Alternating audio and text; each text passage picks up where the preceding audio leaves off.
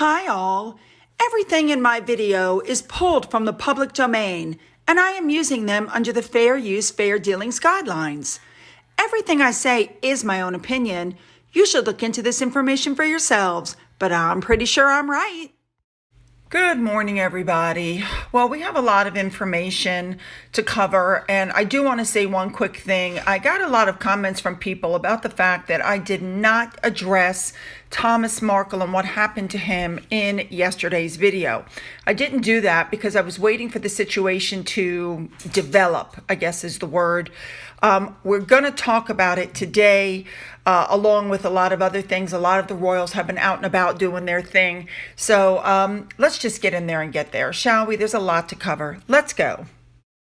So William went to the Royal Marsden Cancer Charity Tuesday morning and spoke to staff and was learning about some of the treatments that the charity's cancer hospital is pioneering. Now, while he was there, William actually changed into some scrubs, went into an operating room, and actually watched a revolutionary robot-guided microwave ablation. Now, this is all taking place just a few days after he visited Dom Deborah James, who we all know is the writer and the podcaster who is dying of stage 4 bowel cancer. Here's a small video clip just to show you what was going on. Watch this.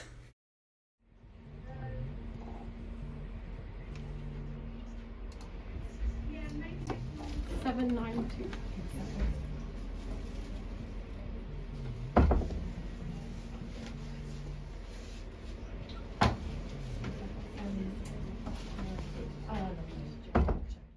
You know, these pictures remind me of Diana. Remember back when she put on scrubs and actually watched an open heart surgery, I believe it was.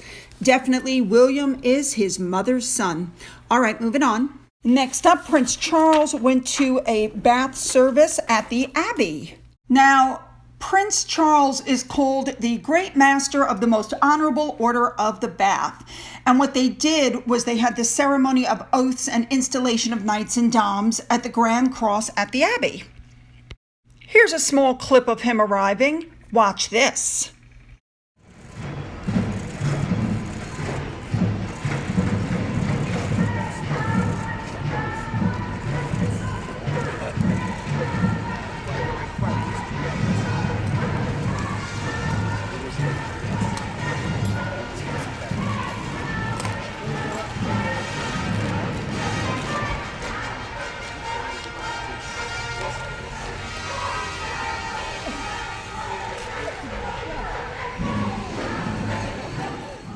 And just a little back information for you. This was established as a military order by letters patent of George I on May 18, 1725, when the Dean of Westminster was made Dean of the Order in perpetuity.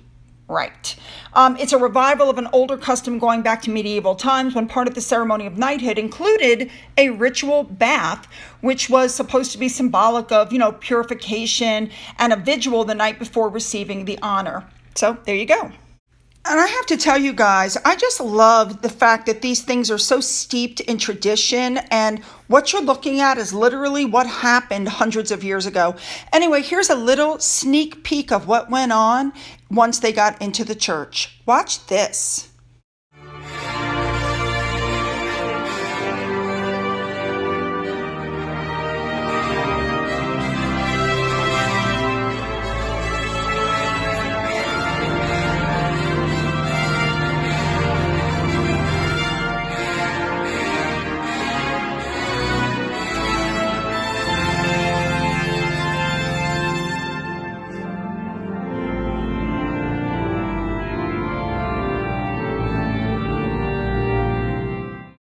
All right, now we're going to move on to some other very busy royals.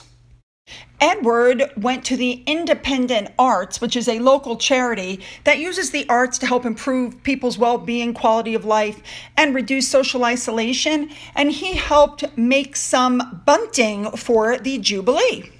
Sophie, in the meantime, at the Agricultural Society's Education Day, she went and joined local school children for pizza making and also met some of the island's animal residents. And she was on the Isle of Wight.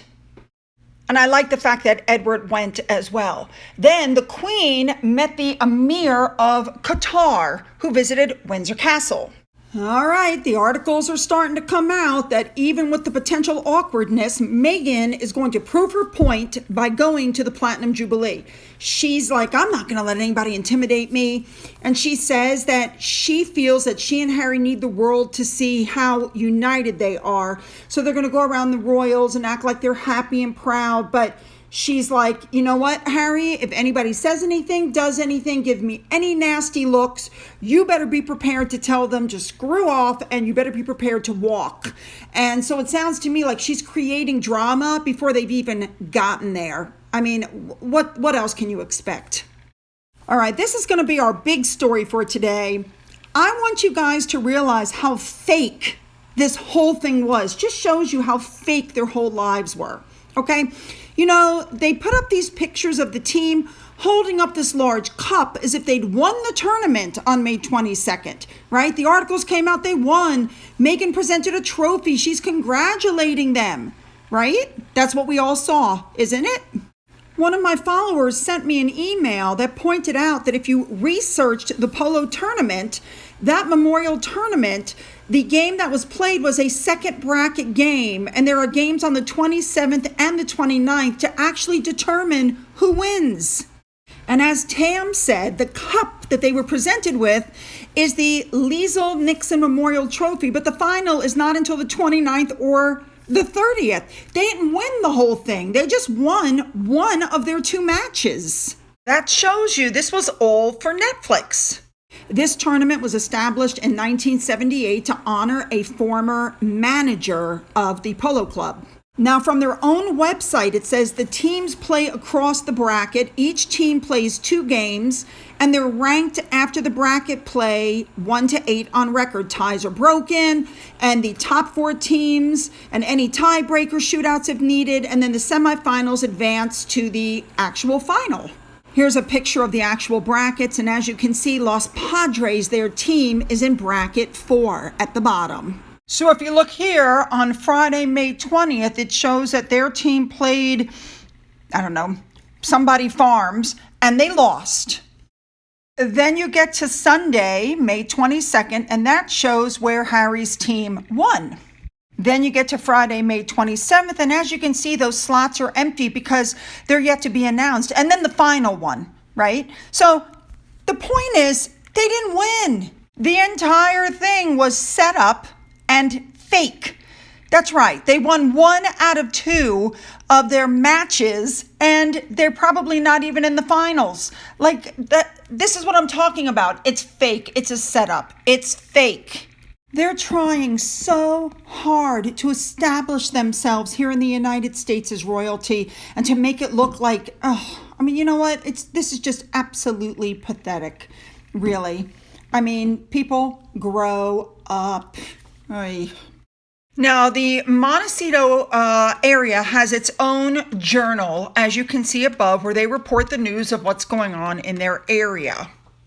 And here is where they reported on May 24th what happened with Harry's polo game. And as you can see from this paragraph in there, the first of the 2 games that Harry's team played, they lost. I don't even think they're going to make it into the semifinals. And FYI, just to show you how wonderful and glamorous it is there, take a look on the right. You see the tractor? That's how they pull the stage around, with a tractor. And just look at all those crowds. Not. Now, here's a bit of information also that came out that I just want to throw out there. As part of their Megxit agreement, Harry and Meghan agreed not to use the term Royal Sussex, or Sussex Royal, sorry. They agreed they weren't going to do it. Even though Meghan then put out the nasty comment how the Queen doesn't own the word royal, they agreed not to do it. But look what's happening. Here you can see this picture was tagged for Sussex Royal. Look at this next picture at the bottom, tagged for Sussex Royal. And again, here's another photo tagged for Sussex Royal. Here's their SussexRoyal.com website. They may not be using it right now, but they did not shut it down, and that was part of their agreement. Here's their Sussex Royal Instagram account that they were supposed to shut down. Again, all they have to do is flip a switch and they can start using these websites again. They were supposed to delete the websites, and they haven't, or the accounts. Here's the Sussex Royal account on Twitter, which is still active. Okay, so the point is Harry and Meghan have not stuck to the Megxit agreement. Just pointing that out. All right, let's move on. Now, finally, I'm very sad to report that Thomas Markle apparently had a major stroke, and it's being reported that he's having trouble speaking.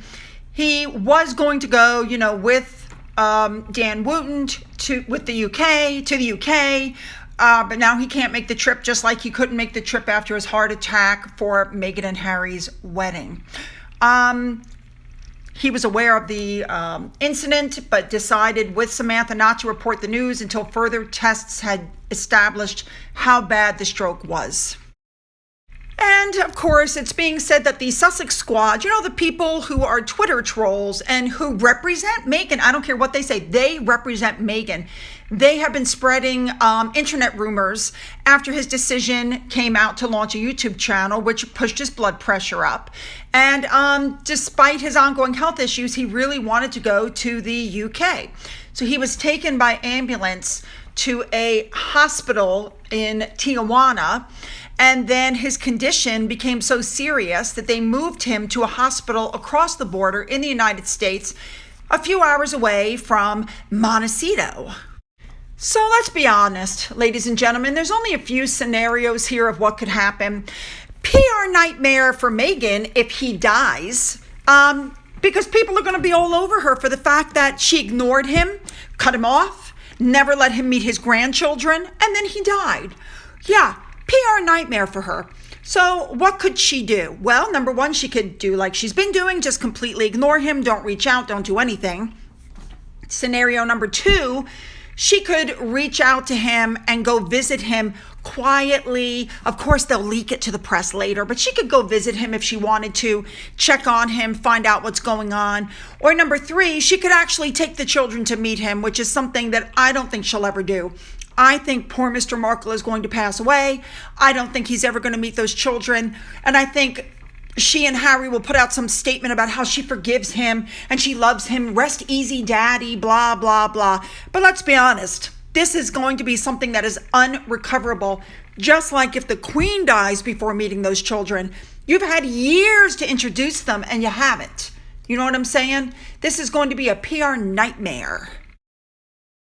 Now, because of the way things are, she can't even speak to her brother or her sister to check on her dad's condition. And because of HIPAA rules, she's not allowed to send some strange person down to find out what's going on. So, yeah, she's good and stuck. But let's be honest, we all know what will happen if he dies. She won't be allowed at the funeral, but she'll send a wreath. And then she'll leak who made the wreath. And then she'll do a hand calligraphy card. And she'll leak what was in the card. You know what I mean? She'll turn his death into a PR exercise, just like she did for Prince Philip. And of course the Sussex squad is out in force. This is fake. There was paparazzi there. There was no paparazzi there. There was one person with a camera, and I think we all know who that was. That's all. And that could have been a video that he took to send to the kids to show his current condition. I mean, these people literally have no brain. I don't know. Yeah.